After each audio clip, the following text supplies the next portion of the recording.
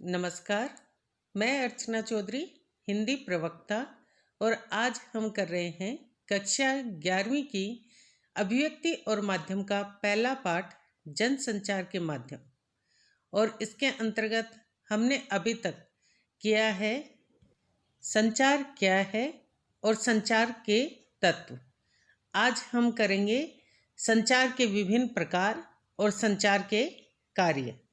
बच्चों, ये जो वीडियो है ये न केवल 11वीं क्लास के लिए बल्कि 12वीं क्लास के लिए भी उतना ही महत्वपूर्ण है। तो शुरू करते हैं संचार के प्रकार। संचार के प्रकारों के बारे में पता करना और उन्हें अलग अलग करना बहुत ही कठिन है। कई बार क्या होता है कि एक ही संचार में संचार के दो रूप मिले होते हैं। जैसे मान लो बच्चे कक्षा में शोर कर रहे हैं तो शिक्षिका ने मुंह पर अंगुली रखकर चुप रहने का इशारा किया, तो ये क्या है? सांकेतिक संचार। परंतु शिक्षिका ने साथ ही ये भी कहा चुप। इसका मतलब है कि उन्होंने न केवल सांकेतिक संचार का प्रयोग किया बल्कि चुप शब्द का प्रयोग करके उन्होंने मौखिक संचार का भी प्रयोग किया। तो इस प्रकार से आपने देखा कि एक ही संचार में दो संचार मिले हुए हैं। तो इसलिए इनको अलग अलग करना थोड़ा मुश्किल है, फिर भी थोड़ा प्रयास किया गया है। तो प्रमुख संचार इस प्रकार से। पहला है सांकेतिक संचार। सांकेतिक बना है संकेत और एक प्रत्यय से। संकेत यानी इशारे से। जब भी आप कोई बात किसी को इशारे के माध्यम से बताते हो या संकेत के द्वारा बताते हो तो वो क्या कहलाता है? सांकेतिक संचार। जैसे मान लो कक्षा में बच्चे शोर कर रहे हैं।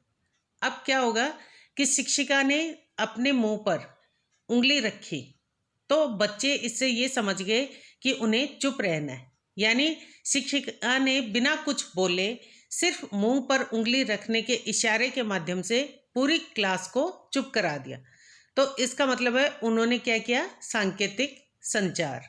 इसी प्रकार मान लो आपका किसी से झगड़ा हो जाता है और आप गुस्से के भाव चेहरे पर लाते हैं और उसे मुक्का दिखाते हैं।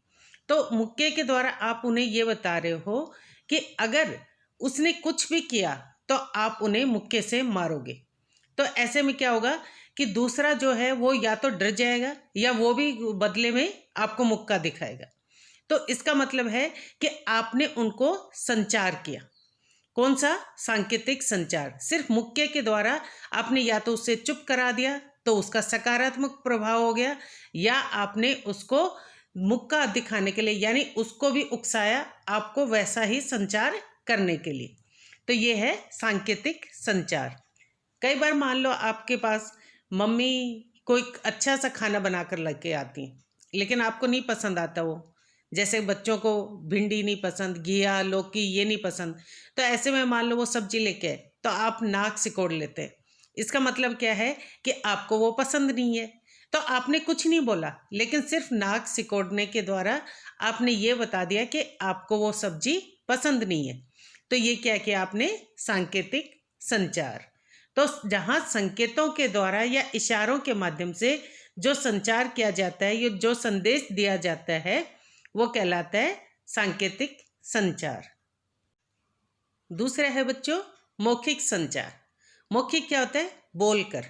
जब आप अपना कोई संदेश किसी दूसरे तक बोलकर पहुंचाते हो तो वो कहलाता है मौखिक संचार। जैसे मान लो आपने किसी को नमस्कार कहा तो आपने हथेलियां जोड़ी और हथेलियां जोड़ने के साथ साथ आपने मुंह से नमस्कार शब्द भी बोला। तो ये क्या हो गया? मौखिक संचार।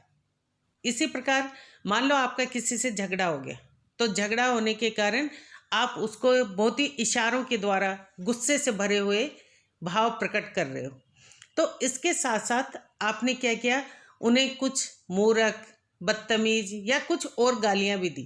तो इस प्रकार आपने क्या किया? मौखिक संचार। मौखिक संचार में क्या होता है बच्चों?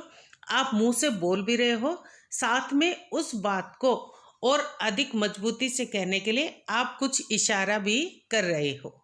तो वो कहलाएगा मौखिक संचार।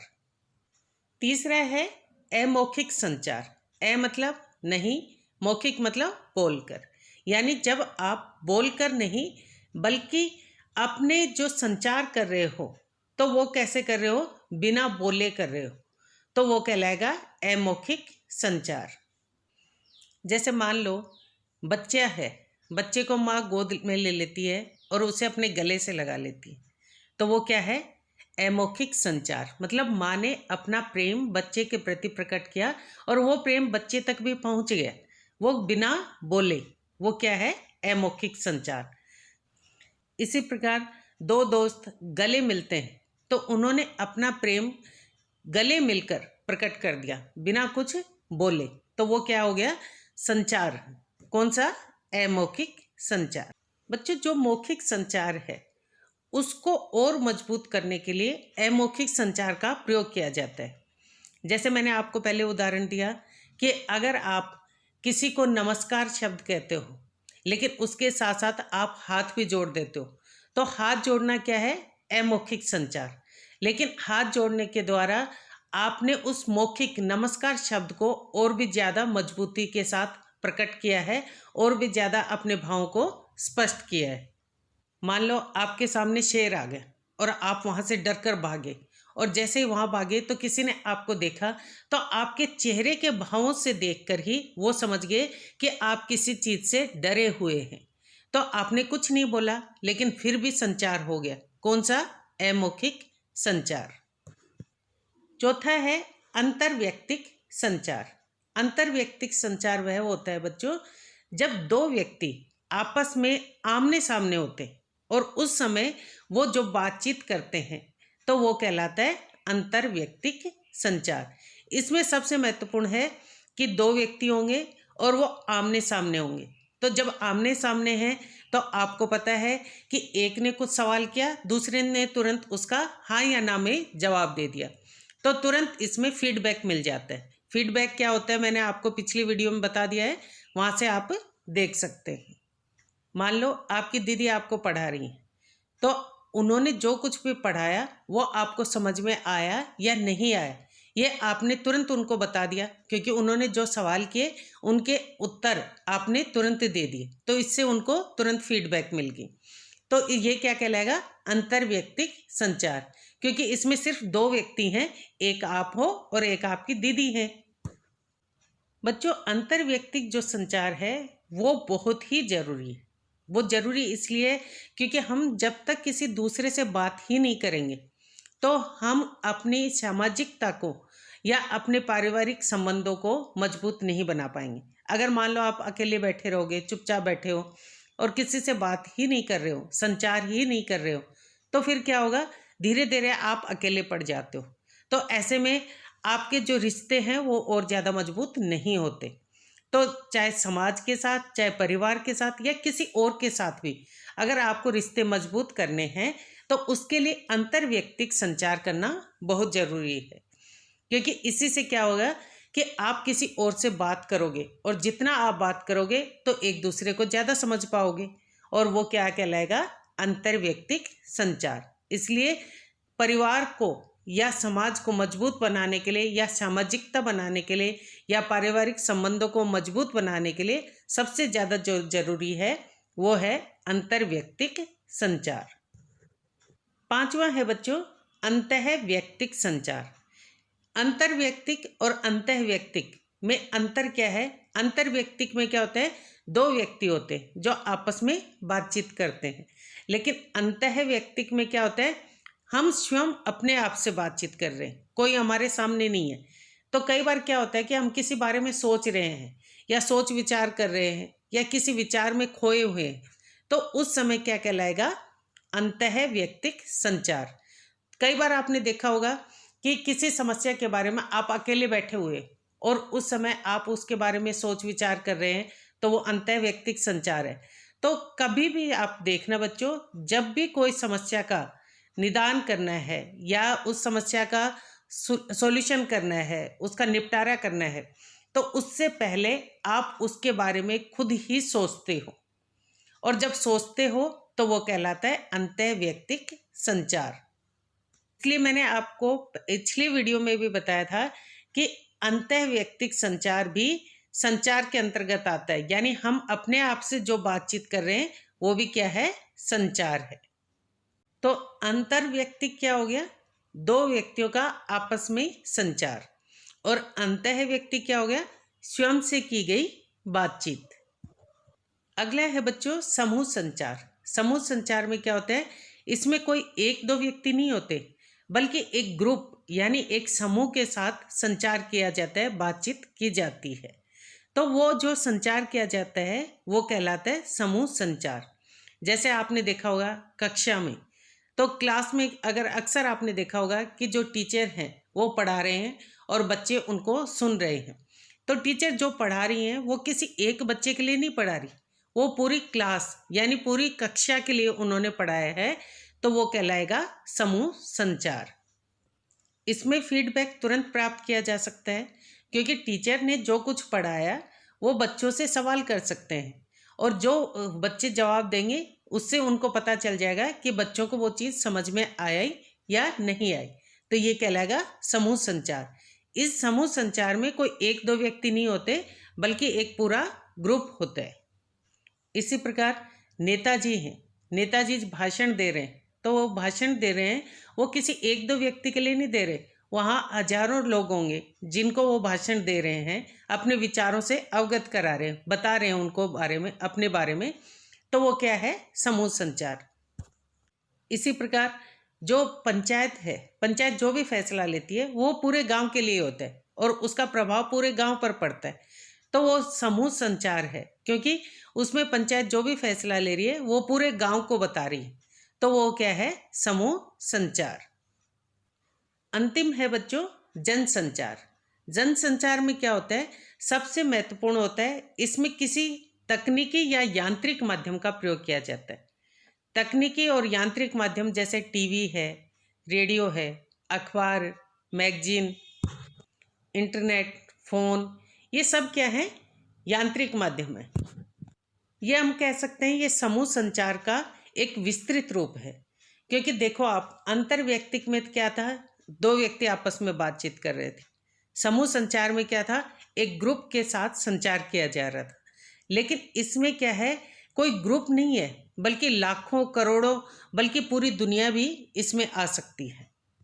अब अंतर व्यक्तिक और समूह संचार में क्या होता है बच्चों, हमारे सामने होते हैं लोग, लेकिन इसमें क्या है, हमारे सामने नहीं होते, बल्कि हम किसी यांत्रिक माध्यम के द्वारा उससे संवाद कर रहे हैं, बातचीत कर रहे हैं। तो वो कहलाता है जनसंचार। तो इसमें फीडबैक तुरंत नहीं मिलता। मान लो कोई भी संदेश दिया गया और उसके बारे में जनता की क्या राय है, इसके बारे में हमें बाद में पता चलता है, न कि तुरंत। इसलिए इसमें फीडबैक तुरंत नहीं मिलता। और इसमें जनसंचार के जो माध्यम हैं वो हैं अखबार, radio, TV, cinema, internet, magazine, ये सभी जनसंचार के माध्यम हैं। तो बच्चों ये थे संचार के प्रकार। अब हम करते हैं संचार के प्रमुख कार्य। बच्चों संचार का प्रमुख कार्य है हमारे दैनिक जीवन की ज़रूरतों को पूरा करना। जैसे मान लो दूध वाले से आप दूध ले रहे हो तो आप उनके साथ संचार कर रहे हो। इसी प्रकार सब्जी वाले से आप सब्जी ले रहे हो तो उनके साथ भी आपका संचार हो रहा है। तो इस प्रकार आप अपने दैनिक जीवन की ज़रूरतों को पूरा कर रहे हैं। इसी प्रकार मान लो आपको किसी से चाय लेनी है, आप कहते हैं कि नहीं मेरे लिए 2 कप चाय बना देना, तो 2 कप चाय के लिए भी आपने क्या किया, संचार किया। तो इस प्रकार आपने संचार के द्वारा अपनी जो दैनिक जीवन की जो ज़रूरतें हैं वो पूरी की।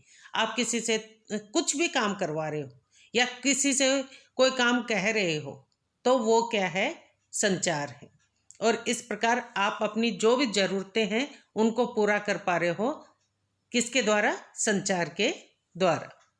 दूसरा है बच्चों नियंत्रण करने के लिए भी संचार का होना बहुत आवश्यक है। जैसे मान लो कक्षा में बच्चे शोर कर रहे हैं तो टीचर क्या करेंगे कि उन्हें नियंत्रण करने के लिए संचार का प्रयोग करेंगे। या तो मुंह पर उंगली रखेंगी या उनको चुप रहने के लिए कहेंगी। तो इस प्रकार उन्होंने क्या किया, संचार किया और इसके द्वारा उन्होंने पूरी कक्षा को नियंत्रित किया, चुप किया।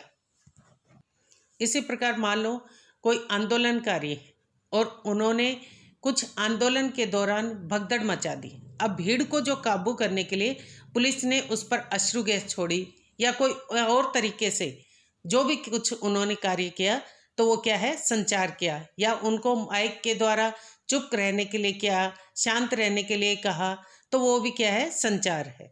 तो इस प्रकार उन्होंने भीड़ को काबू करने के लिए यानी नियंत्रित करने के लिए संचार का प्रयोग किया। सामाजिक संपर्क बढ़ाने के लिए भी संचार का होना बहुत जरूरी है बच्चों, क्योंकि अगर आप किसी से बात ही नहीं करोगे तो आपके साथ ना तो कोई बात करेगा, ना ही आपके पारिवारिक ना ही सामाजिक संबंध अच्छे बन पाएंगे। तो इसके लिए जरूरी है कि आप किसी और से बातचीत करें, और बातचीत करने के लिए क्या जरूरी है, संचार। इसी प्रकार बच्चों, आप अपने कोई भी भाव को प्रकट करने के लिए भी संचार का प्रयोग करते हो।